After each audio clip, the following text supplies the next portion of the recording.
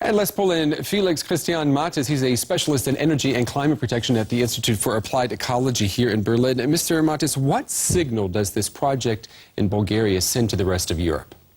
I think it's one of the first projects, but you have to see at the same time that is heavily backed by the government. It is secured by the government. We will see very many preferential loans, and so it is a project, one of a few in Europe, but it is not a project, an investment which is competitive on the market. Yeah, I mean, that is the next question. Is nuclear energy in the 21st century viable without government incentives?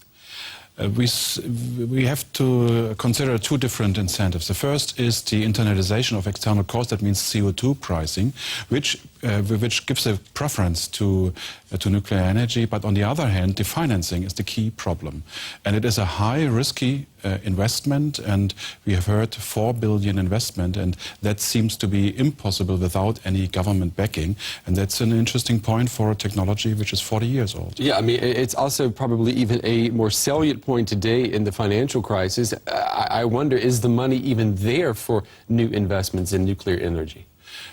We see some projects in Europe, in the United States, in France, and every of these new investment is backed heavily by the government. So at the moment, the empirical evidence shows that it is not possible. And the key question will be these investments competitive without direct or indirect subsidies? Let's look at how it is here in Europe. We've got a kind of a mixed bag when it comes to nuclear power. France produces 80% of its electricity with nuclear power. Germany comes in at about 22%. Italy, interestingly enough, practically nuclear power free when it comes to production. Why do we see these extreme differences? Is it because of government incentives?